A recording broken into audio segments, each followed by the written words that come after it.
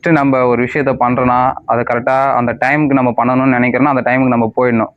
இப்போ 6 மணிக்கு நம்ம ரன்னிங் ஓட போகிறோன்னா 6 மணிக்கு நம்ம போய் கிரவுண்டில் இருக்கணும்.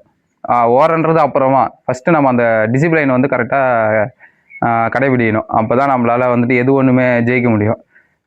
வெறியோடு இருக்கணும். டைமுக்கு கரெக்டாக அந்த டைமுக்கு போகணும். டைமுக்கு போயிட்டு இப்போ 5 மணிக்கு போனோன்னா 5 மணிக்கு ஒரு 1/2 அன் ஹவர் கழிச்சு ரன்னிங் ஓடுற மாதிரி இருக்கும். அந்த 1/2 அன் ஹவரில் வந்துட்டு நம்ம ஃப்ரீ வார்ம் அப் பண்ணணும். ஃப்ரீ வார்ம் அப் பண்ணிங்கன்னு வச்சிங்களேன், அப்போ தான் நமக்கு வந்து ரன்னிங் ஓடுறதுக்கு ஈஸியாக இருக்கும், கொஞ்சம் ஃப்ரீயாக இருக்கும். இப்போ நிறைய பேர் வந்துட்டு எப்படின்னா நேராக போவாங்க, ஓட ஆரம்பிச்சிருவாங்க. ஓடிட்டு அதுக்கடுத்து கால் வலி இருக்குது, கை வலிக்குது, ஓட முடியல அப்படின்னு சொல்லிட்டு நிறைய பேர் சொல்கிறாங்க. அதனால நம்ம ஃபஸ்ட்டு போனோடனே நம்ம மசில் எல்லாமே தூங்கி ஏஞ்சி போகிறதுனால மசில் எல்லாமே ஒரு மாதிரி பிடிச்சின்னு இருக்கும். அதை வந்து நம்ம ஃப்ரீ பண்ணிவிட்டு அதுக்கப்புறமா ரன்னிங் ஓட ஆரம்பிக்கணும். அந்த இப்போ ஃப்ரீ வார்மப்பை இப்போ நம்ம பார்க்க போகிறோம். ஃபஸ்ட்டு வந்துட்டு மொத்தம் ஒரு 11 இது எக்ஸசைஸ் இருக்குது. ஃபஸ்ட்டு கழுத்து, அதுக்கடுத்து ஷோல்ட்ரு, ஹிப்பு, நீ, அதுக்கடுத்து வந்து ஆங்கிளு, அதுக்கடுத்து ரிஸ்ட் ஆங்கிளு, இதெல்லாம் இருக்குது. இதெல்லாம் பண்ணிவிட்டு நம்ம வந்து ரன்னிங் ஓடுறதுக்கு மெயின் பார்த்து இதெல்லாம் ரன்னிங் ஓடும்போது இதெல்லாம் வந்துட்டு நம்ம வந்து அசையும். அதனால் வந்து இதெல்லாம் கரெக்டாக நம்ம மெயின்டைன் பண்ணிக்கணும். ஃப்ரீ வார்ம் அப்பு கரெக்டாக மெயின்டைன் பண்ணிக்கணும். ரன்னிங் முடிச்சது அப்புறம் ஒரு வார்ம் அப் இருக்குது, அந்த வார்ம் அப் மெயின்டைன் பண்ணணும். இதெல்லாம் நீங்களும் தெரிஞ்சுக்கணுன்னா நம்ம ஐடியா மறக்காமல் ஃபாலோ பண்ணுங்கள். இப்போ நம்ம வார்ம் அப்புக்குள்ளே போகலாம் வாங்க. தள்ளி நிலவா தெரியுதா? கட் பண்ணிக்கலாம்.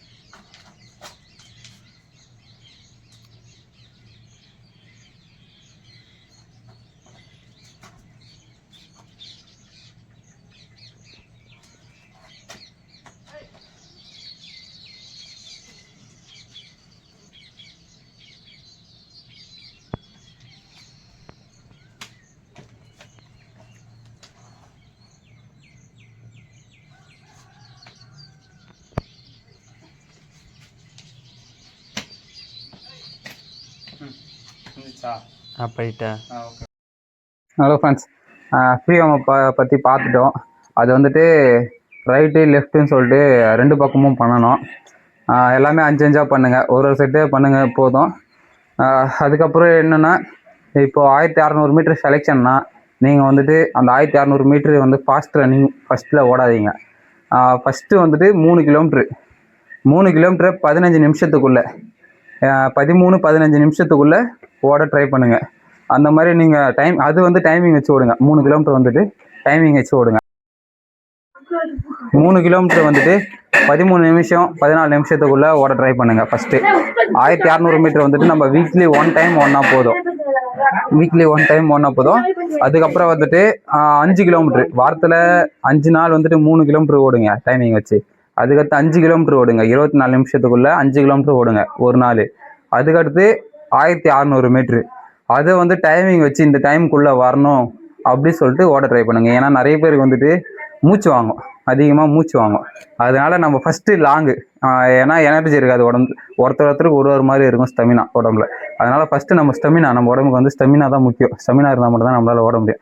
அதனால் ஸ்டெமினா முதல்ல நம்ம உடம்புக்கு வர வைக்கணும்னா ஃபுட்டு, அதுக்கேற்ற மாதிரி ஃபுட்டு எடுக்கணும். ஃபுட்டுன்னு கமெண்ட் பண்ணுங்கள், ஃபுட்டு பற்றி நான் வீடியோ போடுறேன். அதுக்கடுத்து வந்து 1600 மீட்டருக்கு எந்தளவு எஃபெக்ட் பண்ணுமோ அந்தளவு நீங்கள் எஃபெக்ட் பண்ணால் மட்டும்தான் இந்த 2 வாரத்தில் உங்களால் ஆர்மி செலெக்ஷனில் ஓட முடியும். ஓகே, தேங்க்யூ, பாய். நாளைக்கு வீடியோவில் பார்ப்போம்.